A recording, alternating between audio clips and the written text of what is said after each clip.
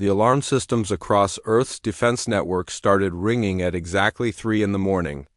Commander Jake Morrison was pulled from his sleep by the urgent call from headquarters.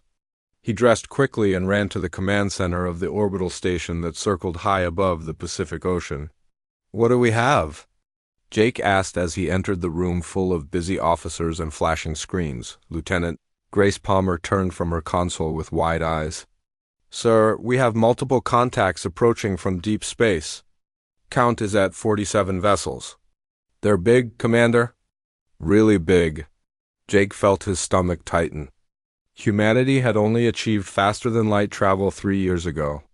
They had found empty planets and old ruins, but never another living civilization. Until now. Battle stations. "Get me Admiral Carter on the line right now?" Within minutes, Admiral Lisa Carter's face appeared on the main screen. Her gray hair was messy from sleep, but her eyes were sharp and focused. "Commander, what's the situation?" "We have an unknown fleet entering our system, ma'am. 47 ships of varying sizes. They're moving slowly, and their approach vector suggests they're heading straight for Earth. Are their weapons active?" Jake checked with his tactical officer. "Negative, ma'am. We're picking up damage signatures across their fleet. Some of those ships look like they barely survived a war." Admiral Carter was quiet for a moment. "Take the 5th Fleet and intercept them at the Kuiper Belt. I'm scrambling everything we have." "But Jake, if they're hostile, our ships won't last long against numbers like that." "Understood." "Ma'am," 2 hours later, Jake's ship, the Earth defense vessel Guardian, along with 11 other human warships, met the unknown fleet at the edge of the solar system. Up close, the alien vessels looked even worse than the sensors had suggested. Hull breaches, scorched armor, and flickering lights told a story of desperate flight. "Open all communication channels," Jake ordered. All languages, all frequencies. For several long minutes, there was only silence. Then a voice came through, speaking in a language that the ship's computer slowly began to translate. "Human vessels, we mean no harm. We are refugees seeking sanctuary. Please, we have children and elderly who will not survive much longer." Jake exchanged glances with Grace, who had joined him on the Guardian. "This is Commander Jake Morrison of Earth Defense Fleet. Identify yourself and state your purpose." The alien voice responded, and this time the translation was clearer. "I am Kesh of the Velari people. We have been expelled from our homes by the Galactic Council. We detected your radio signals years ago and have traveled far to reach your system. We beg for your mercy. Stand by." Jake muted the channel and contacted Admiral Carter again. "They're calling themselves refugees, ma'am. They claim they've been kicked out by something called the Galactic Council." Admiral Carter rubbed her temples. "This is beyond my authority. I'm waking up the president. Keep them talking, but don't let them get any closer to Earth until we know more." For the next 6 hours, Jake and his crew communicated with Kesh. Through broken translations and shared images, a story emerged. The Velari had been part of a galactic community of species, all ruled by a council of the 12 most powerful civilizations. This council had ordered the Velari to join them in conquering a smaller, peaceful species called the Nethrani. The Velari had refused. They would not make war on innocent people just to prove their loyalty to the council. The punishment was immediate and harsh. The council took away all Velari territory, destroyed their space stations, and gave them one choice: leave council space forever or be destroyed. 3 million Velari had crowded onto every ship they could find and fled into the unknown.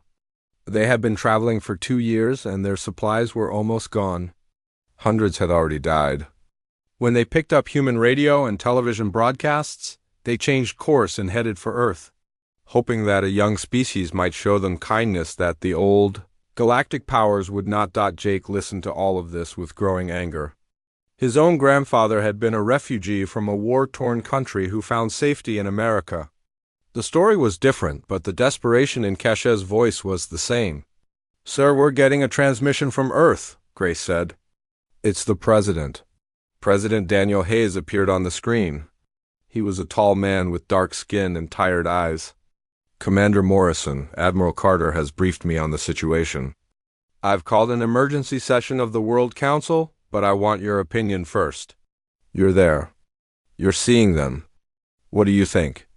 Jake looked at the battered alien ships on his screen.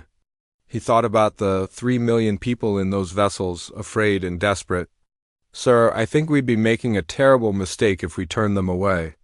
They ran instead of becoming monsters. That takes courage. President Hayes nodded slowly. I agree. But this could bring trouble to Earth. We know nothing about this Galactic Council. And if they're powerful enough to exile an entire species, they're powerful enough to threaten us. With respect, sir, trouble is coming whether we like it or not. We're here now. We have FTL drives. The galaxy knows about us. We can either meet it as people who help those in need or as people who abandoned refugees to die in space. The president was quiet for a long moment. Then he straightened in his chair. Bring them in, Commander. We'll settle them on Mars and the outer colonies. And may God help us all if this decision comes back to haunt us. Jake felt relief wash over him. Yes, sir. Thank you, sir. He reopened the channel to Kesh. Velari Fleet, this is Commander Morrison. On behalf of Earth and humanity, we offer you sanctuary. We will guide you to safe harbor. Welcome to the solar system. Through the video feed, Jake could see Kesh's alien features, so different from human faces, yet the emotion was clear. The old Velari was crying. Thank you. Thank you. You have saved us. We will never forget this kindness. As the human ships began escorting the Velari fleet toward Mars, Grace stood beside Jake and watched the procession. Do you think we did the right thing, sir? Jake thought about his grandfather's stories, about being welcomed into a new country with nothing but hope. He thought about the children on those ships who would grow up safe instead of dying in the cold of space. Yeah, he said quietly. Yeah, I do. The asteroid belt became a graveyard within the first hour of battle. Captain Ben Sullivan gripped his command chair as the EDS Defiance rolled hard to port, narrowly avoiding a plasma bolt that would have cut his ship in half. Around him, the combined human Velari fleet danced between massive space rocks, using the asteroids as cover against the overwhelming firepower of the Korthan fleet. Target their sensor arrays, Ben ordered. We can't hurt their main armor, but we can blind them. The Defiance's weapons officer, a young woman named Kate Hughes, locked onto the nearest Korthan destroyer. Missiles streaked across the void, striking the ship's sensor cluster. The destroyer didn't explode, but it started drifting, unable to track targets properly. Good hit. Next target. This was humanity's strategy. The Korthan ships were bigger, stronger, and had better armor. But they had fought the same way for centuries, relying on their superior technology to crush anyone who opposed them.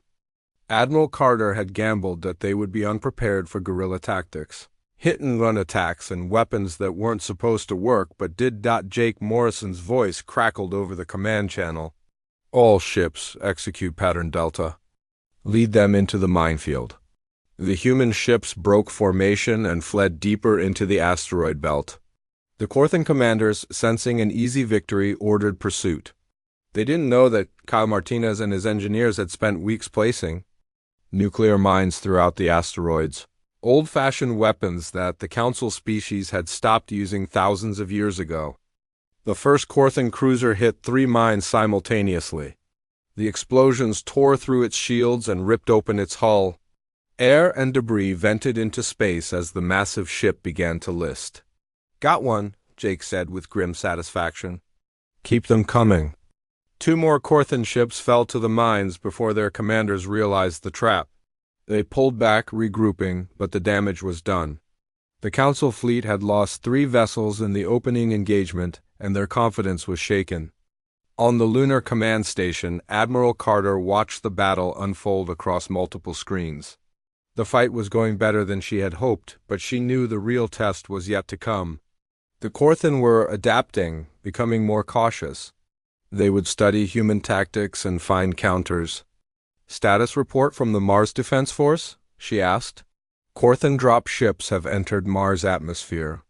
Lieutenant Palmer's forces are engaging. Admiral Carter closed her eyes for a moment. Grace and Thel were down there, fighting a ground battle against an enemy with superior numbers and equipment. She could do nothing to help them dot in the red canyons of Mars. Grace Palmer pressed herself against a rock wall as plasma fire scorched the ground where she had been standing seconds before. Her squad was spread out through the canyon system, using the terrain to their advantage. "Fall back to position 3, she ordered. "Let them come to us." The Corthan Marines were good soldiers, well-trained and well-equipped, but they were used to fighting in open battlefields where their superior firepower could dominate. The narrow Martian canyons turned every corner into a potential ambush. Thel and his Volari fighters had set up defensive positions on the canyon walls. When the Corthan soldiers advanced through the valley below, the Volari opened fire from above. The crossfire was devastating. "This is our home," Thel said over the comm, his voice steady despite the chaos. "They want to take it from us. We will show them the cost." A Corthan soldier made it through the ambush and charged at Grace. She fired twice, dropping him, then had to dive for cover as his comrades returned fire. This wasn't a war of ships and long-range weapons anymore.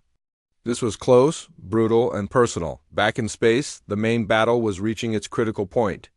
The Corthan fleet had reorganized and was pushing toward Earth, accepting losses to achieve their objective. They knew that if they could threaten the planet itself, the human fleet would have to engage them directly. Captain Amy Rodriguez commanded the EDS Liberty, an older destroyer that had been upgraded with Volari shields. She knew her ship couldn't survive a prolonged fight with the Corthan battleships, but she could buy time for others. "This is Rodriguez to all ships. The Liberty is making a run at their flagship. Cover us as long as you can. Liberty, this is Admiral Carter. Negative on that plan. Pull back and regroup." Amy smiled sadly. "Sorry, Admiral. This is the only play we have? Tell my family I love them." She cut the channel before Admiral Carter could respond and ordered her crew to abandon ship. Most of them refused to leave, but she made it in order. Only a skeleton crew remained as the Liberty accelerated toward the massive Corthan flagship. The flagship's defenses opened up, hammering the Liberty with everything they had. The shields held for 30 seconds, then failed. Armor melted away. Systems exploded. But Amy kept the ship on course, using the last of her maneuvering thrusters to adjust her trajectory. "For Earth," she whispered. The Liberty struck the flagship amidships at full speed. The collision tore both ships apart. The flagship didn't explode, but it was crippled, drifting helplessly as secondary explosions rippled through its hull. The human and Volari fleet watched in stunned silence. Then Jake Morrison's voice broke through. "Liberty's crew just gave us a chance. Don't waste it. All ships, advance and engage." The battle turned into a swirling melee. Human ships used their smaller size and better maneuverability to dart around the larger Corthan vessels, targeting weak points that Kesh had identified. The Volari warships, old but still functional, provided covering fire with weapons that the Corthan hadn't expected to face. Dr. Sophie Bennett wasn't on the battlefield, but she was fighting her own war in the research lab on Earth. She and a team of Volari scientists had been studying the Council ships, looking for any weakness they could exploit. "Their shields are strong," one of the Volari scientists explained, "but they rely on a centralized network for coordination. If we could disrupt that network, their fleet would lose tactical cohesion." Sophie understood immediately. "Like cutting the head off the snake." "Can we build something that would do that?" "An electromagnetic pulse device, calibrated to their specific communication frequency. But it would need to be delivered directly into their formation. The carrier would not survive." Sophie grabbed her phone and called Admiral Carter. "Ma'am, we have something. It's a weapon, but it's a one-way trip for whoever delivers it." Admiral Carter didn't hesitate. "Build it. We'll find someone willing to use it." Jake Morrison volunteered before anyone else could. He was the most experienced pilot in the fleet, and the Defiance was the fastest ship they had. Kyle Martinez installed the pulse device in a modified torpedo casing, arming it to detonate on Jake's command. "You don't have to do this," Ben Sullivan told him over a private channel. "Let me go instead." "You're needed here to command the fleet," Jake said. "I'm just one pilot. Besides, Grace would never forgive me if I let you throw your life away while I watched. Jake launched from the human lines, accelerating to maximum speed. Corthan ships moved to intercept, but the rest of the fleet provided cover, drawing fire away from the Defiance. Jake weaved through the battle, dodging plasma bolts and missiles, his hands steady on the controls. He thought about the day the Velari arrived, refugees seeking help. He thought about the friendships formed over months of working together. He thought about his grandfather, who had fled his own war and found safety in a country that welcomed strangers. This is Morrison to all ships. I'm in position. It's been an honor serving with you. He activated the pulse device and ejected it directly into the center of the Corthan formation. Then he pushed his engines to full reverse, trying to get clear before detonation. The device exploded in a wave of electromagnetic energy. Every Corthan ship within range went dark. Their communications failed. Their sensors stopped working. Their coordination dissolved into chaos. Jake's ship took damage from the pulse's edge, but he managed to limp back to the human lines. He was alive, barely, and the Corthan fleet was in disarray. All ships, attack now. Admiral Carter ordered. The combined human-Velari fleet descended on the confused Corthan vessels. Without coordination, the Council ships couldn't support each other. They were powerful individually, but they had never learned to fight as independent units. They were used to following orders from a central command. Over the next 4 hours, the battle became a slaughter. Half the Corthan fleet was destroyed or crippled. The survivors, realizing they had lost, retreated from the solar system. They had come expecting an easy victory over primitives. Instead, they had been bloodied by an enemy they had underestimated. On Mars, the ground forces also broke when news of the fleet's defeat reached them. Grace, Palmer, and Thel watched as Corthan dropships lifted off, abandoning their soldiers on the ground. The remaining enemy troops surrendered rather than fight to the death. Grace sat down on a rock, exhausted. Thel sat beside her, equally tired. Around them, human and Velari soldiers celebrated, too relieved to care about differences. "We won," Thel said, as if he couldn't quite believe it. "We survived," Grace corrected. "The Council will come again, then we will fight again." Together, Grace nodded. Together, that was the word that mattered most. 6 months had passed since the Velari arrived, and Dr. Sophie Bennett still remembered the first time she met one of them face to face. She had been chosen to lead the cultural exchange program, a job that seemed impossible at first. How do you help 3 million aliens integrate into human society? She walked through the settlement in Valles Marineris, the massive canyon on Mars that had become home to most of the Velari population. The canyon's walls provided protection from radiation and dust storms, and the Velari had built their structures into the rock faces, creating a city that looked like something from an ancient Earth civilization, but with technology far beyond human understanding. "Dr. Bennett?" "Good morning." The greeting came from Kesh, who had become her friend over the past months. The old Velari leader moved slowly now, his blue-gray skin showing signs of age, but his mind remained sharp. "Good morning, Kesh. How are the new fusion generators working?" "Perfectly. Your engineer, Kyle Martinez, is a fast learner. He understood our energy principles in weeks. Most species take years." Sophie smiled. Kyle had been one of the first humans to work directly with Velari technicians. At first, he had been nervous, unsure how to communicate with beings so different from himself. Now, he spent more time in the Velari workshops than in human facilities. "The council meeting is in an hour," Sophie reminded Kesh. "Are you ready?" The old Velari's face showed something like worry. "I must tell your leaders the truth about the Galactic Council. They need to know what might come." They walked together to the landing pad where a shuttle waited to take them to Earth. During the flight, Sophie reviewed her notes. The integration was going better than anyone had hoped. The Velari were sharing their technology freely, grateful for Earth's protection. Human power grids were being upgraded with clean fusion technology. Medical advances from Velari science were saving lives. The economic boom had silenced many of the critics who had opposed accepting the refugees, but not all of them. Richard Vance had become the loudest voice against the Velari. The politician held rallies across Earth, spreading fear about aliens taking human jobs and bringing danger to Earth. His movement called itself Humanity First, and it was growing. Just last week, there had been an attack on a Valari cultural center in New Seattle. No one was killed, but several Valari were injured, and the building was badly damaged. That was why Lieutenant Grace Palmer had been assigned to Mars, leading a security team to protect the settlements. When they arrived at the UN building in Geneva, Admiral Lisa Carter was already waiting with President Hayes and several other world leaders. The meeting room was tense. "Thank you for coming, Kesh," President Hayes said. "We've received some troubling intelligence from our deep space monitoring stations. Strange signals that suggest someone might be watching us. We need to know what we're dealing with." Kesh sat down slowly, and Sophie could see the weight of his knowledge pressing on him. The Galactic Council does not forgive defiance.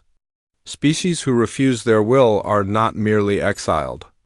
If they pose a challenge or set a bad example, they are eliminated. The room went silent. Admiral Carter leaned forward. "Are you saying they commit genocide?" "Yes, the Council believes in absolute order. 12 species control the galaxy through fear.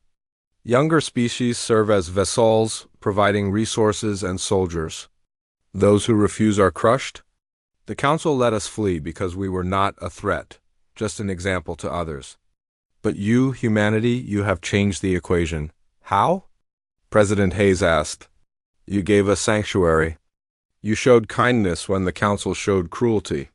If word spreads that a young species can defy the Council and survive, others might find courage to resist. The Council cannot allow that." Sophie felt her blood run cold. "So they'll come for us?" "Eventually. They move slowly because they are powerful.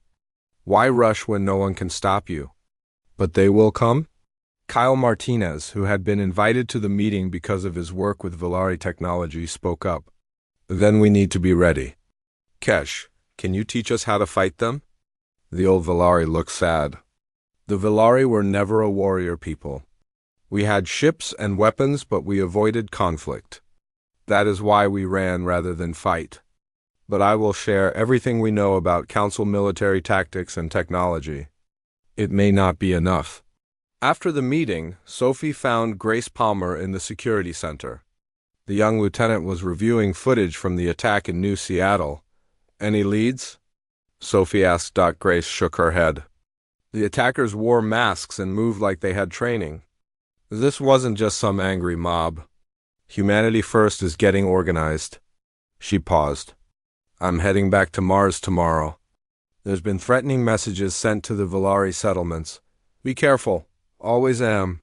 Grace smiled, but Sophie could see the worry in her eyes. Back on Mars, Grace met with her security team and a young Valari officer named Thel. He was part of the Valari Civil Protection Force, and despite their differences, Grace found him easy to work with. He was calm under pressure and learned quickly. "We need to set up better perimeter sensors," Thel said, pointing to a map of the settlement. "These canyon walls provide good protection, but they also create blind spots." Grace agreed. Over the next few weeks, they worked together to improve security. During that time, she learned about Thel's life. He had been a student before the exile, studying art and history. Now he was a guard, protecting his people in a strange new world. "Do you miss your home?" Grace asked one evening as they patrolled the settlement. Thel was quiet for a moment. "Yes, but home is where your people are. The Valari are here now, and so home is here too. Your people gave us that gift?" Meanwhile, Kyle was making breakthroughs in the engineering labs. The Valari fusion generators were 10 times more efficient than anything humanity had built. If they could be mass-produced, Earth's energy problems would be solved forever. But more importantly, the technology could be adapted for ship power systems, making human vessels faster and stronger. "The Council ships are powerful," Kyle explained to Admiral Carter during a presentation, "but they're old designs. They haven't needed to innovate because no one challenges them. If we can combine Valari energy technology with human weapon systems and tactics, we might have a chance." "Might isn't good enough," Admiral Carter said. "It's all we have." "Ma'am, that night Sophie couldn't sleep. She kept thinking about Kesh's words. The council was coming. Maybe not today or tomorrow, but they were coming. She went to her office and began writing a report about everything they had learned from the Valari. If the worst happened, if Earth fell, at least there would be a record of what they had tried to do. Her computer beeped. An urgent message from the Deep Space Monitoring Station. She opened it and felt her heart stop. Unknown vessels had been detected at the edge of the solar system. 3 ships, massive and powerful, just sitting there, watching. Sophie grabbed her phone and called Admiral Carter. "Ma'am, you need to see this." "I'm already looking at it, Sophie." "Get Kesh and meet me at headquarters. I think our time just ran out." On Mars, Grace Palmer received the same alert. She found Thel and told him the news. The young Valari's face showed fear, but also determination. "And then we prepare," he said simply. "We protect our home." Grace nodded. Their home. Not just human or Valari, but both. That was worth fighting for. The 3 massive warships hung in Earth's orbit like dark clouds before a storm. Each vessel was 3 times the size of the largest human battleship, their hulls covered in strange symbols and weapons that humanity couldn't even identify. They had arrived without warning, appearing from faster-than-light travel with a flash that lit up every sensor in the solar system. Admiral Lisa Carter stood in the command center, staring at the screens showing the alien ships. Every military installation on Earth and Mars was at full alert. Human and Valari vessels were scrambling to defensive positions, but everyone knew the truth.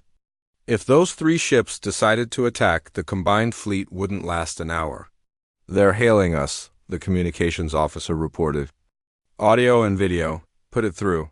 The screen flickered and showed a creature that looked like it had crawled out of humanity's nightmares. It was insectoid, with multiple eyes and mandibles that clicked as it spoke. The translator converted its language into English, but the cold tone needed no translation. "I am Ambassador Zith of the Zathran Empire, speaking for the Galactic Council. We demand an immediate audience with Earth's leadership. You have 1 hour to comply." The screen went dark before Admiral Carter could respond. "Arrogant bug," she muttered. Then louder, "Get me President Hayes. Looks like we're having a meeting." 4 hours later, because humanity wasn't about to jump just because the Council demanded it, President Daniel Hayes, Admiral Carter, and diplomat Karen Foster arrived at a neutral station that orbited between Earth and the Moon. The Council had grudgingly agreed to meet there instead of on their ship. Karen Foster had spent 30 years negotiating treaties between nations. She had dealt with dictators, warlords, and corrupt officials. But as she walked into the meeting room and saw Ambassador Zith up close, she felt a chill run down her spine. This was something different. This was power that had never been questioned. "You are late," Zith said, his mandibles clicking in what might have been irritation. "The Council does not wait." "Then perhaps the Council should learn patience," President Hayes replied calmly. "We're here now. Say what you came to say." Zith's multiple eyes focused on the President. "By harboring the expelled Valari, you have violated galactic law. The Council's judgment is absolute. All species must respect our decisions." Karen spoke up. "What law? We've seen no legal documents, no treaties, no charter. Who elected this Council? Who gave them authority over the entire galaxy?" "The Council's authority comes from power," Zith said simply. "We are strong. You are weak. That is all the authority we need. So might makes right?" Admiral Carter asked. "That's your entire legal system?" "It is the only system that matters. The strong rule, the weak obey. This is how the galaxy has functioned for 10,000 years. President Hayes leaned back in his chair.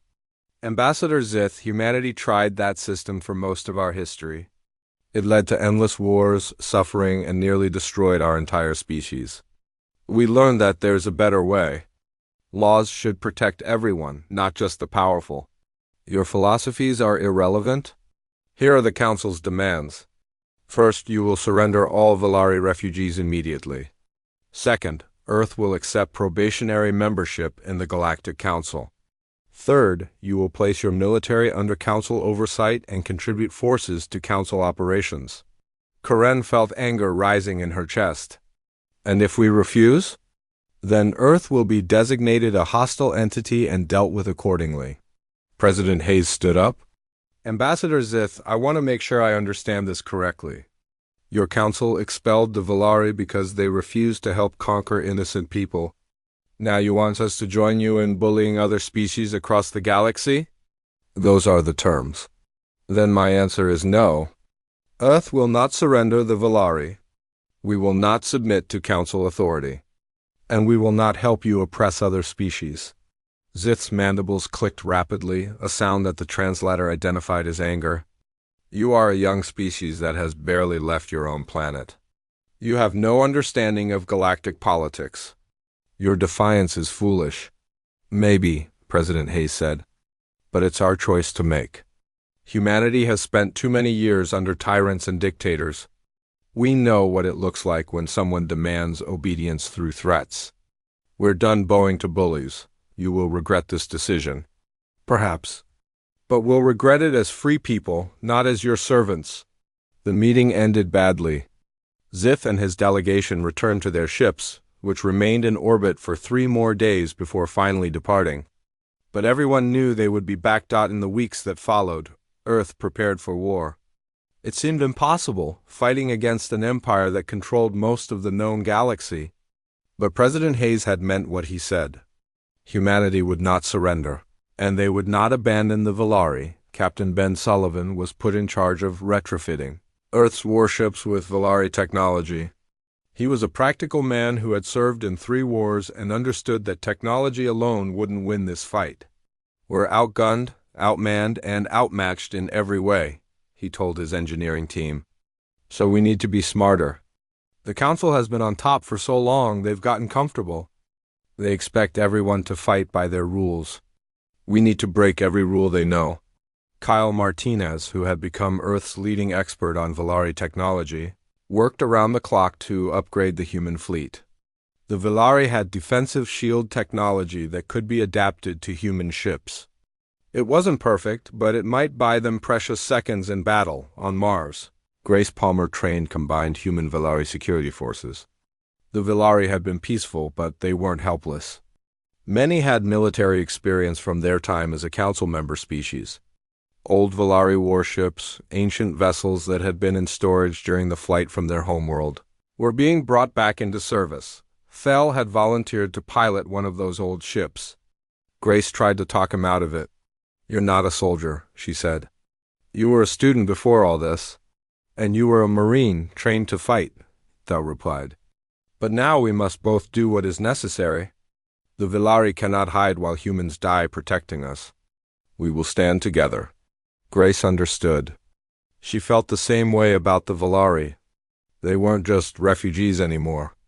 They were neighbors, friends, and allies. Kesh spent his days working with Earth's military planners, sharing everything he knew about council tactics and ship designs. His knowledge was invaluable, but he looked older and more tired every day. I brought this upon you, he told Sophie during one of their meetings. If we had never come here, Earth would be safe. Sophie shook her head. The council would have found us eventually. You said yourself that we're a young species with F technology. That makes us a target no matter what.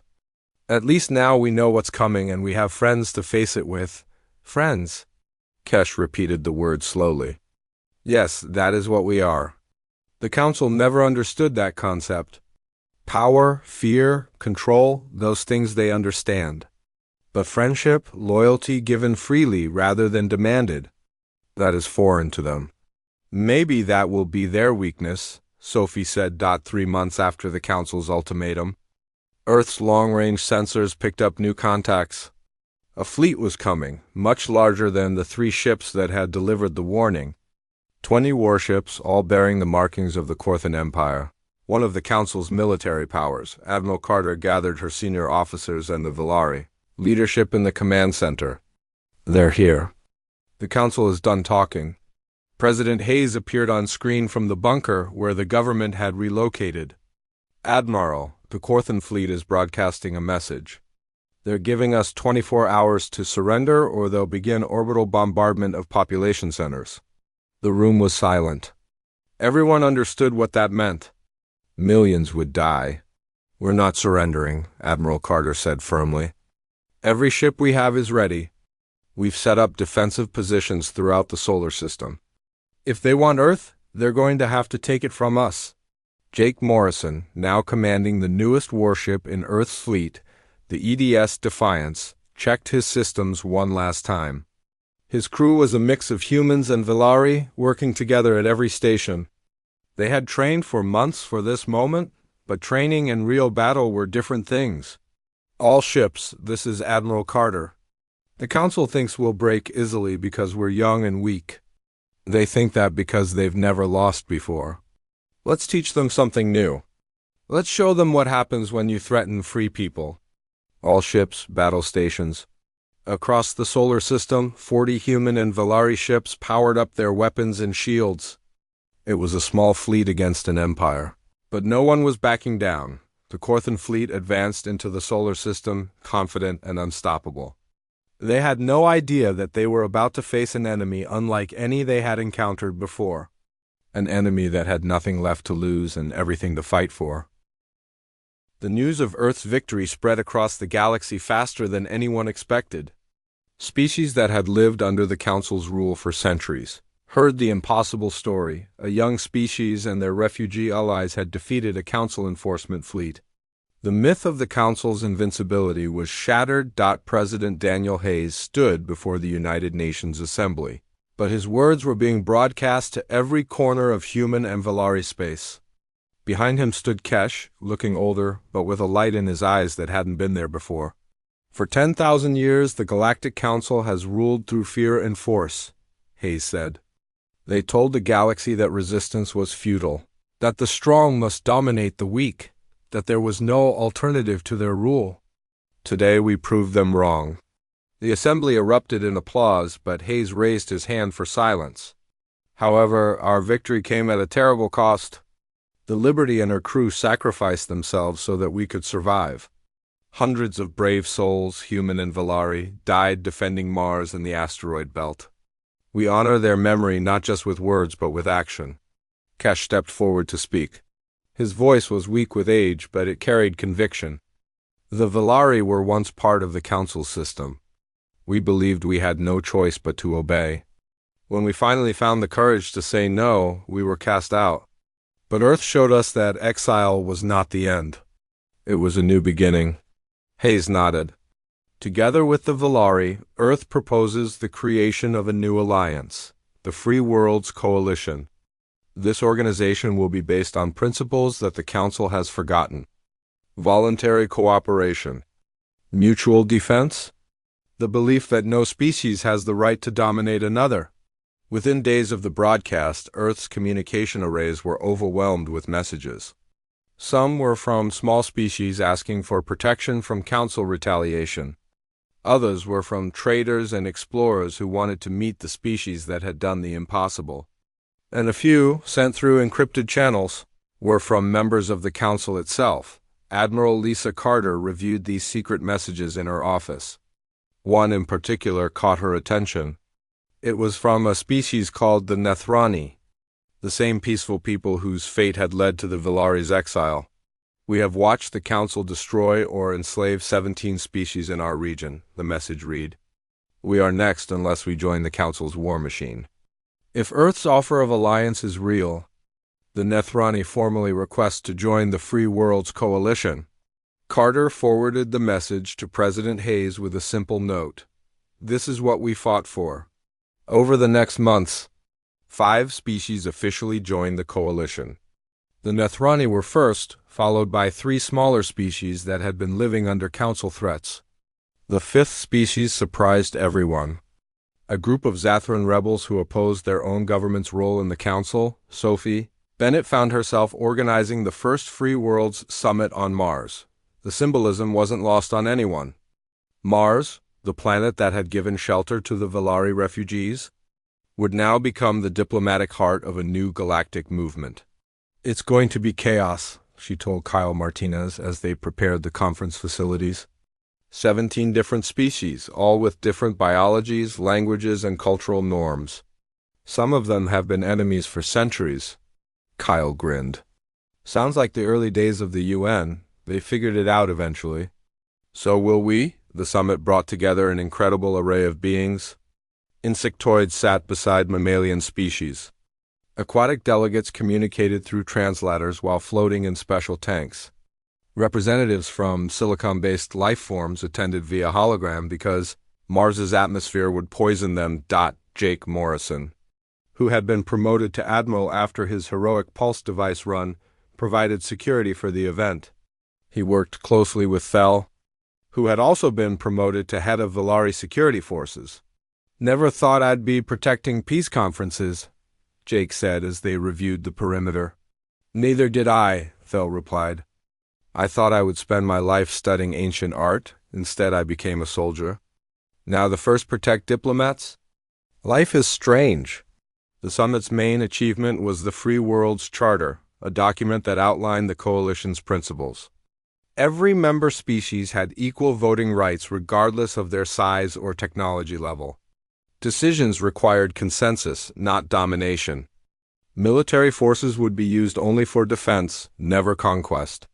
And most importantly, the coalition would offer protection to any species facing extinction or slavery, the Galactic Council watched these developments with growing concern.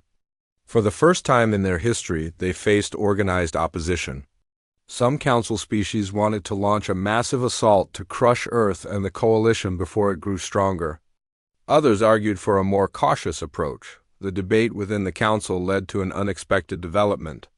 Two council species, both considered moderate by council standards, reached out to Earth through back channels. They didn't want to join the coalition openly, not yet.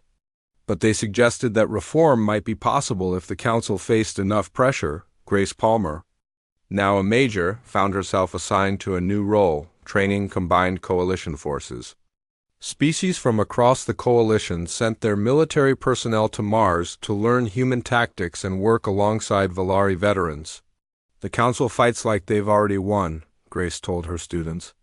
"A mix of humans, Valari, Nethrani, and others. They rely on overwhelming force and expect surrender. We fight like we have everything to lose because we do. That's our advantage. Desperation breeds innovation." One of her students, a young Nethrani named Peck, raised a tentacle-like appendage. "But Major, if we become too much like the Council, using violence and force, don't we risk becoming what we oppose?" It was a good question, one that Grace had asked herself many times. "The difference is our purpose. The Council conquers to dominate. We fight to defend. As long as we remember that distinction, as long as we never attack first and never abuse those we defeat, we remain different from them." 5 years after the Battle of Sol, Sophie Bennett stood on an observation deck on Mars and looked out at a sight that still amazed her. Ships from 23 different species filled the orbital space, all bearing the symbol of the Free World's coalition, a circle of stars representing unity without dominance. Kesh stood beside her, leaning heavily on a support frame. The old Valari's health was failing, but he had insisted on attending the coalition's 5th anniversary celebration. "We did it," Sophie said quietly. "Not just survival, but something better." "You did it," Kesh corrected gently. "The Valari brought knowledge and technology, but Earth brought something more important. You brought hope. You showed the galaxy that kindness is not weakness, that protecting the vulnerable is not foolish, that there is another way to live among the stars." Sophie felt tears in her eyes. "You're dying, aren't you?" "Yes, my time is ending. But I am content. I live to see my people find a new home. I live to see the galaxy begin to change. That is more than I hoped for when we fled into the dark." Kesh died 3 days later, surrounded by both Valari and human friends. His funeral was attended by representatives from every coalition species. Even some council species sent private condolences, though they couldn't attend publicly. President Hayes, now in his 2nd term, gave the eulogy. Kesh could have chosen the easy path. The council gave the Valari a choice: help destroy the innocent or be destroyed yourselves. Many species would have chosen survival at any cost. But Kesh and his people chose honor. They chose to be refugees rather than monsters. And in doing so, they changed the galaxy. The coalition continued to grow. The Council, facing internal dissent and external opposition, retreated into their core territories. They were still powerful, still dangerous, but they were no longer the undisputed masters of the galaxy. Admiral Jake Morrison commanded the coalition fleet, a diverse force drawn from a dozen worlds. Human vessels flew alongside Velari cruisers, Nethrani frigates, and ships from species that had never worked together before. They patrolled coalition space, protecting trade routes and responding to distress calls on Mars. In the valleys where the Velari had first settled, mixed communities thrived. Human children played with Velari youngsters in parks designed to accommodate both species. Schools taught multiple languages. Markets sold goods from across the coalition. Sophie, now director of the Coalition Cultural Exchange Program, watched a group of children playing in one such park. A human girl and a Velari boy were working together to build something out of blocks, communicating in a mix of English and Velari that they had invented themselves. She thought about her first days with the Velari, the uncertainty and fear. She thought about the war, the losses, the victories, and she thought about what they had built from those difficult beginnings. Kyle Martinez joined her, carrying his daughter on his shoulders. His daughter was laughing at something a young Velari had said. "Beautiful, isn't it?" he said. "This is what we fought for. This is what we continue to fight for," Sophie corrected. "The Council hasn't given up. There are species out there that still need our help. The work isn't finished." "No," Kyle agreed. "But we've proven it can be done. That's what matters." That evening, Sophie sat in her office and wrote her final report on the Velari integration project. It had started as a practical document about